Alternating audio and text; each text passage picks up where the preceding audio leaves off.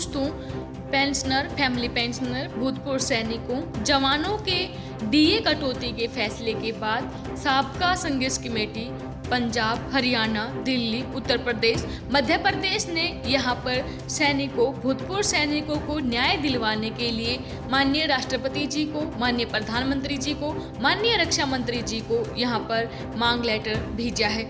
जी हाँ दोस्तों, आप सभी को पता होगा कि केंद्र सरकार ने एक फैसला लिया था कोविड-19 के चलते कि जो हमारे केंद्र सरकार के कर्मचारी हैं, पेंशन धारक हैं, उनके भत्ता डीए डीआर पर रोक लगा दी है जब तक कि गवर्नमेंट का नया आदेश नहीं आ जाता है।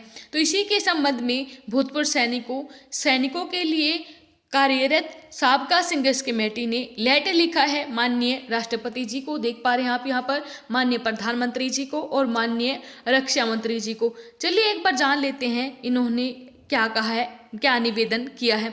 इन्होंने निवेदन किया है कि हमारी साबका संघर्ष कमेटी पंजाब, हरियाणा, दिल्ली, उत्तर प्रदेश, मध्य प्रदेश पिछले 10 सालों से जवानों के जायज हकों को दिलवाने के लिए संघर्ष कर रहे हैं और इसके लिए हम दर्जनों बार दिल्ली में विरोध प्रदर्शन और 2 बार भूख हड़ताल कर चुके हैं।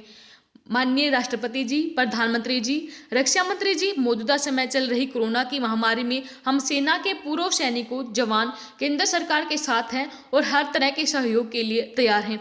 श्रीमान जी, अगर मौजूदा समय में देश को हमारी पूर्व सैनिक जवानों की किसी भी तरह की ड्यूटी या सहयोग की जरूरत पड़ती है तो हम वह निःशुल्क सेवा देने के लिए तैयार हैं।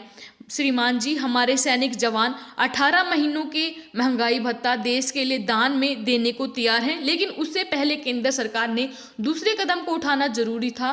क्यों नहीं उठाए, उनके बारे में जानकारी चाहते हैं।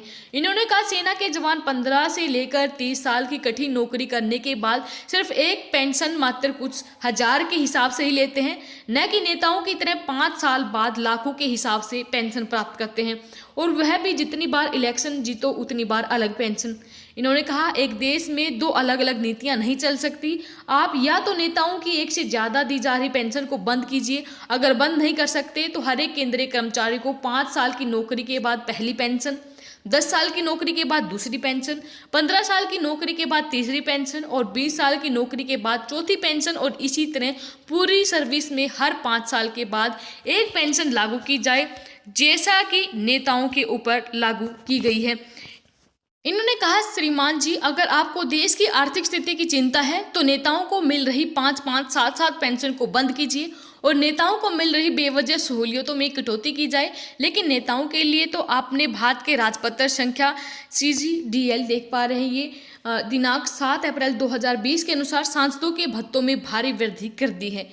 श्रीमान जी, देश के नाम पर सिर्फ आम कर्मचारियों को ही बलि का बकरा क्यों बनाया जाता है?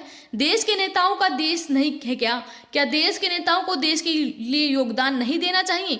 भारत सरकार एक तरफ सांसदों की सैलरी में 30% कटौती का अध्यादेश लाती है और दूसरी तरफ काटे जाने वाली सैलरी से अधिक का लाभ भारत के राजपत्र दिनांक 7 अप्रैल 2020 को जारी करके दे देती है। अगर देश की आर्थिक स्थिति खराब है तो सांसदों के भत्तों में भारी वृद्धि क्यों की गई? क्या इससे देश के खजाने के ऊपर बोझ नहीं पड़ेगा? इन्होंने कहा हमारा दूसरा पॉइंट ये है कि देश में जब भी गेहूं, चावल, सब्जियां आदि का भाव बढ़ता है तो वह गरीब अमीर के लिए एक बराबर ही बढ़ता है, लेकिन भारत सरकार द्वारा यहाँ पर भी दोगली नीति अपनाई गई है। यहाँ पर 9,000 रुपये महीना पेंशन लेने वालों को 4% महंगाई भत्ते पर मात्र 360 रुपये बढ़ते हैं, वहीं पर 1 लाख रुपये महीना पेंशन लेने वाले ऑफिसर का 4% महंगाई भत्ता बढ़ने पर 4,000 रुपये महीना महंगाई भत्ता बढ़ता है। ऐसा भेदभाव क्यों? जब महंगाई सभी के लिए बराबर बढ़ती है तो एक को महंगाई भत्ता 360 और दूसरे को 4,000 रुपये महीना क्यों? जब महंगाई सभी के लिए एक समान बढ़ती है तो ये भेदभाव क्यों? इन्होंने कहा श्रीमान जी, हमारी मांग है कि महंगाई भत्ता राशि सभी को एक बराबर मिलनी चाहिए। श्रीमान जी, हमारी मांग है कि अगर आप केंद्रीय कर्मचारियों का महंगाई भत्ता 18 महीने के लिए रोकना चाहते हैं तो ऊपर वाले 2 मांगों को मानते हुए नोटिफिकेशन जारी किया जाए, अगर आप ऐसा नहीं करते हम अपना महंगाई भत्ता छोड़ने के लिए तैयार नहीं हैं। इसलिए महंगाई भत्ता रोकने वाले नोटिफिकेशन को फौरी तौर पर रद्द किया जाए। इनका कहना है, हमें पूर्ण विश्वास है कि आप फौरी कार्यवाही करते हुए अन्यायपूर्ण पॉलिसियों में बदलाव करके नया नोटिफिकेशन जारी करेंगे। ये देख पा रहे हैं, इन्होंने अपने सिग्नेचर यहाँ पर किए हैं पंजाब, मध्य प्रदेश, हरियाणा, गुरदासपुर, यूपी और दिल्ली से। तो आपको इनके विचार कैसे लगे, वीडियो के कमेंट बॉक्स में अपनी राय जरूर दें।